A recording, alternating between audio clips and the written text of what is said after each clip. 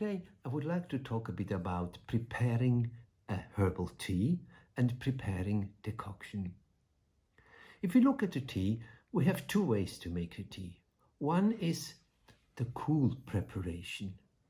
It's very simple. I take my jar, I put the herb in it, and then I pour cold water, clean cold water on it, and I leave it there for the whole night. I just cover the jar a little bit so that no dust is going into it. And in the morning, we're filtering it, and that it's somehow a cool tea, which has the flavor of that herb. And we use it particularly for herbs which have very strong flavor. Let's say for mint. If you do it with mint, you will have a wonderful mint water. The problem is, if I have a herb which is very easily smelly and the smell vaporizes easily, if I cook it, maybe the whole medicine is just vaporizing away. So if I do the cool production, I'm sure that I have more of that medicinal aspect in my cold tea. But the disadvantage is hygiene. Probably that herb maybe was exposed to dust or something, or maybe your water is not so clean, probably. So problem is of hygiene. If you are sure that your herb is from a controlled garden, if you're sure your water is clean, or probably you boiled it before, then we easily can do this cool preparation of tea, and then we benefit from the plant.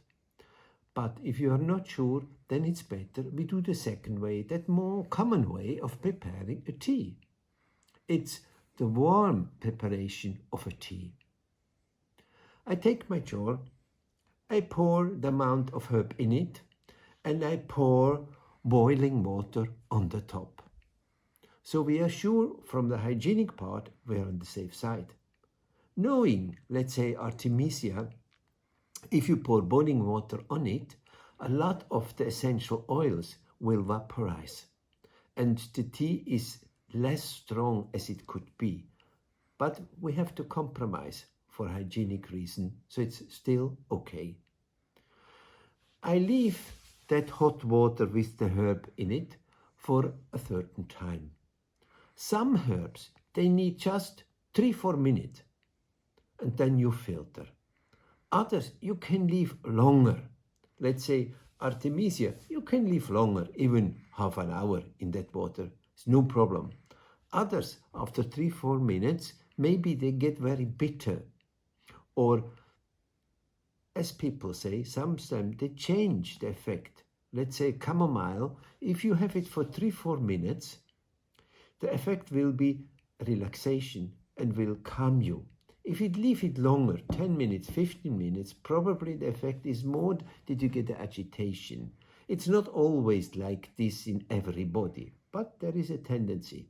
Or if I have mint, if I leave it for half an hour, the more bitter stuff come out, and the flavor, the mint flavor and the essential oils will vaporize, and the tea is weakened.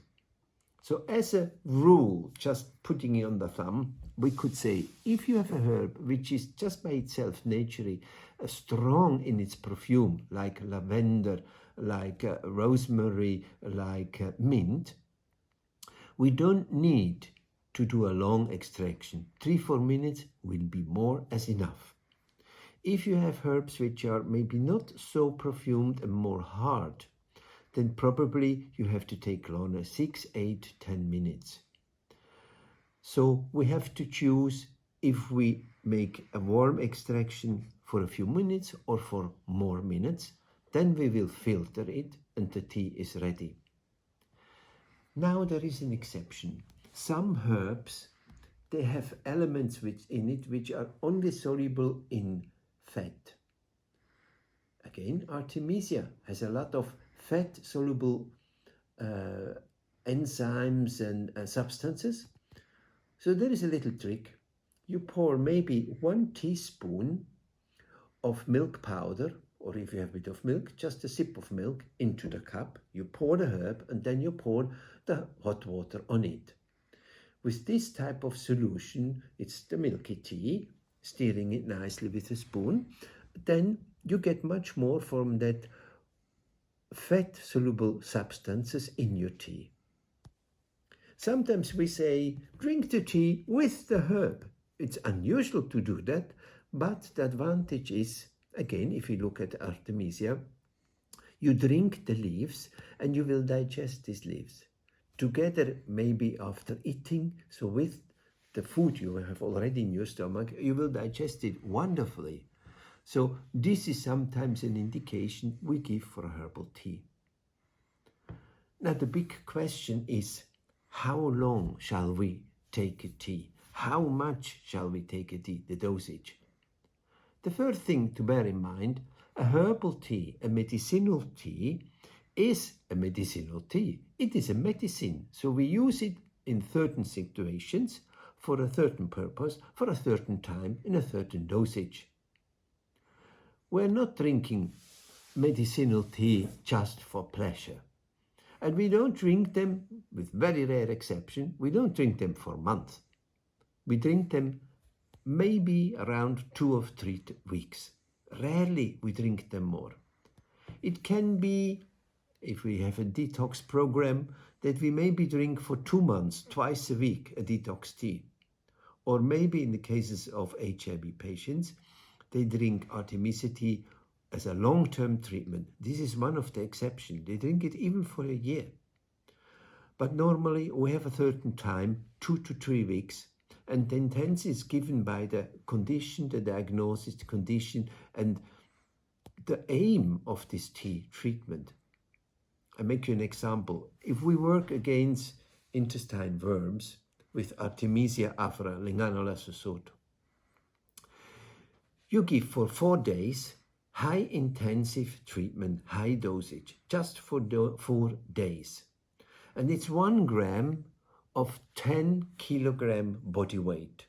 So myself, being around 80 kgs, so I have to take 8 grams a day for just 4 days. After 4 days, you stop. So this is a short, high intensive Artemisia tea treatment. Others, maybe there is fever, there is influenza, patient drinks a mixture of Artemisia tea with Helichrysum tea pevel. So drinks for 7 days, 2 cups a day, and so on. So it depends about the situation, the aim of the treatment, how long and how intense it shall be. And it depends, is it an adult person? Is it a young person? Is it a child? Is it a very small child?